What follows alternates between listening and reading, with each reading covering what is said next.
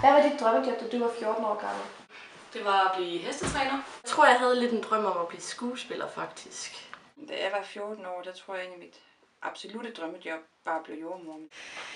Jamen, jeg tror faktisk ikke, jeg havde nogen drømmejob overhovedet. Jeg tænkte, at det kunne være rigtig spændende at være jordemor.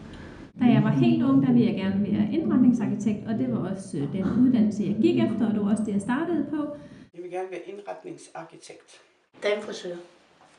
Hvad havde du af muligheder for uddannelse? Jamen, jeg havde stort set de fleste muligheder. Jeg blev sådan erklæret egnet i mit folkeskoleforløb, så på den måde så kunne jeg sådan vælge. Verden lå jo egentlig åben, så jeg følte ikke, at der var noget, som holdt mig tilbage. På det tidspunkt, da jeg gik i grundskolen, jeg tog 10. klasse med, der skulle man vurderes egnet eller ikke egnet til gymnasiet. Vi har jo gode muligheder i dag, lige meget hvad for et socialt lag du kommer fra. Altså, mine forældre er sådan arbejderklasse, og jeg kommer fra landet af, men det er jo egentlig lige meget, fordi vi har jo alle muligheder. Jamen, jeg havde faktisk ikke nogen. Jeg skulle ud og tjene penge.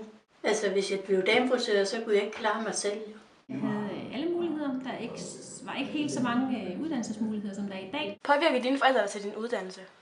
Ja, altså jeg kan faktisk ikke mindes, at vi snakkede vildt meget om det, fordi at jeg selv var så indstillet på, at det var det, jeg skulle. Jeg gør det jo, fordi at det har ikke råd til at have mig hjemme. Jeg skulle og tjene, så det var sådan set lige meget. Nej, altså jeg tror jeg har altid haft ret nemt ved skolen, så jeg tror da bare, at de har syntes, at jeg har nogle muligheder, som de ikke havde.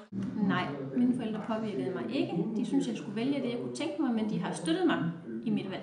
Ja, det gjorde de. Ja, det gjorde de. Fordi jeg blev ikke indretningsarkitekt. Hvor gammel var du, da du fik dit første barn? Det gjorde jeg, da jeg var 24. Jamen, der er jeg en 24, 23. Jeg var 24, da jeg fik mit første barn. Da jeg var lige knap 22. Da jeg var 33. Har du nogle børn? Nej. Har du en idé om, hvornår du vil have børn? Det er nok først efter jeg er 30, hvis jeg skal være helt ærlig. Hvordan ville det være for dig at være hjemmegående husmor? Jeg arbejdede kun den halve dag, fordi jeg havde 3 små børn. Altså, det kunne jeg ikke tænke mig. Og det kunne jeg heller ikke tænke mig, mens børnene var små. Det ville jeg synes ville være rigtig kedeligt. Så vil jeg komme til at kede mig, tror jeg lidt. Jeg er rigtig glad for mit arbejde, og jeg kan godt lide at være en del af arbejdsmarkedet. Det kunne jeg ikke tænke mig. Jeg er glad for, at jeg har et job, og det vil heller ikke gøre mig noget at få et deltidsjob, der jeg også godt kan lide at være hjemme og har mange ting, jeg gerne vil lave herhjemme også. Det vil jeg ikke have det særlig godt med. Fordi at jeg er vokset op i et samfund, hvor man også arbejder som kvinde. Jamen, det tror jeg ikke, jeg kunne have fundet mig i. Jeg tror, det er godt nok, at jeg har været ude. Hvad synes du?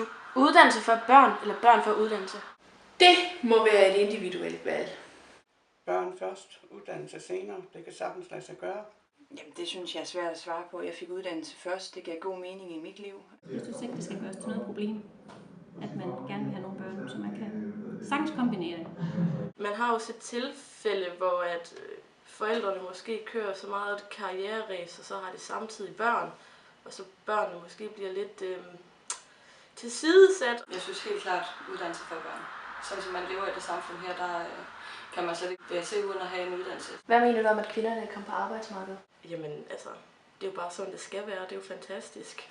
Jamen, jeg synes, det er fint, at kvinder er kommet på arbejdsmarkedet, men det fungerer fint med begge dele på arbejdsmarkedet, og det skal heller ikke være sådan, at kvinder absolut skal være på arbejdsmarkedet. Det synes jeg, de selv skal bestemme.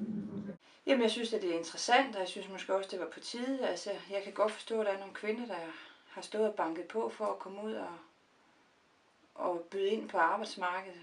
Ja, det er fint nok. Jeg synes bare, de skulle nøjes med at arbejde en halv dag.